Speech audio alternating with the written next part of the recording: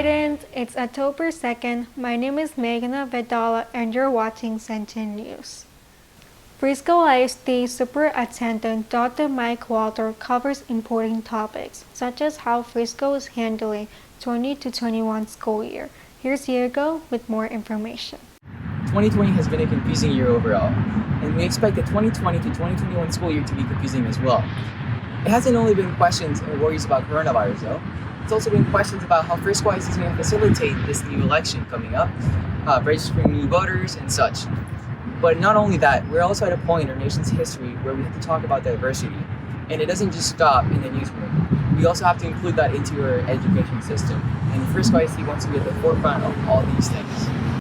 We've been planning in great detail how we would conduct school. We've also had a lot of different people working on all the disease protocols and disease mitigation protocols. The district just launched a COVID-19 tracker. When did the idea for this come up? We started thinking about that months ago. We knew that not only would we need that information internally, people in the community would want to know what was going on at their campuses and in the district as a whole. It's a really good way for all of us to kind of keep track of what's going on in the district and see, and it also kind of alerts us to where hotspots are.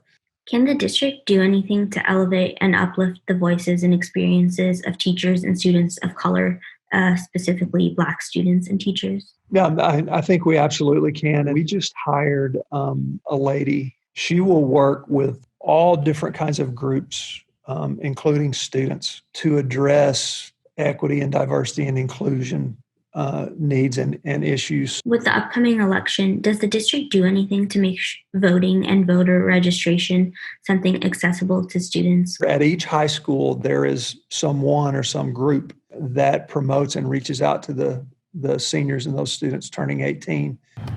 2020 has been crazy, unlike any other year. However, Frisco ISD is confident that with Dr. Waldrip at the helm, we can get through this with new policy changes that not only affect, but benefit every single Frisco ISD student. 2015 Centennial alumna Yulim Kim is currently pursuing a PhD in microbiology and immunology at Stanford University. Here's Owen with more. In 2015, Centennial High School said goodbye to Yulim Kim, a former Cen10 news member and student here at our school. Now, 5 years later, she's attending Stanford and pursuing a PhD in microbiology and immunology. We reached out to her for information regarding how her life has been since walking these halls. So I went to Duke University for undergrad, and about over half of the undergraduates do research. And so I figured I should probably do that too. I had great mentors who were helping me. And so due to those experiences in the lab and doing research, that's what really got me to thinking, I want to continue doing this. And so I never expected to be where I am today. And so I'd say that this is a huge accomplishment, especially since imposter syndrome is a real thing. Like, how in the world did I get here? And so, just hard work, a lot of luck actually, and a lot of support from friends and family, and especially my mentors is really what got me here. Something I think I can kind of wrap up into a big piece of advice is, so it's okay to not be certain about what's going to happen in the future, and nothing will actually go as planned. You'll end up getting yourself to where I think is you need to be, or maybe a better place than where you expect it to be. ULIM is also open to having students contact her if they're interested in studying the sciences or pursuing a higher education. She mentors both high school and middle school students on the side and can be contacted by her email, ulimk121@gmail.com. I'm Owen Davis with Cen10 News. How is marching band handling their season during this pandemic? Sig gives us the scoop. COVID-19 has affected many classes in the Fine Arts program. One in specific has been affected the most, marching band. Centennial's marching band has been practicing after school in order to create a show that'll make a statement. All right, so in band class inside, we have tape dots that keep the kids 6 feet apart. They stand on their dot to play. And then outdoors, it's a little easier. They stand in a grid for marching, and the dots are spaced out, so we can space them out as far as we need to outdoors. So it's been pretty easy. All right, the changes we've made to the marching show this year are basically just making it shorter and then making it a little less challenging. So maybe less spots for the kids to march to, less solos, And instead of the usual 8 minutes, this year we're going to aim for about 4 minutes for material on the field. So far the marching band, it got off to what I would consider a slower start. We had to push back the date that we were allowed to start working on things. So it started off pretty slow, but I think the past couple weeks it's been more normal. We started the spirit show, we started the drill team stuff. So I think it's picking up to where it usually is. This is Sid Shah for Cen10 News. Want to learn how to bake cookies terribly just to torture your family during the quarantine? Jackie shows us how. Cookies are an amazing treat and they're easy to bake. If you choose to do this recipe, know that the Cookie Monster will indeed steal all of your cookies. Fun fact, actually really sad fact, I can't bake, so if you are a baker, I'm extremely sorry in advance.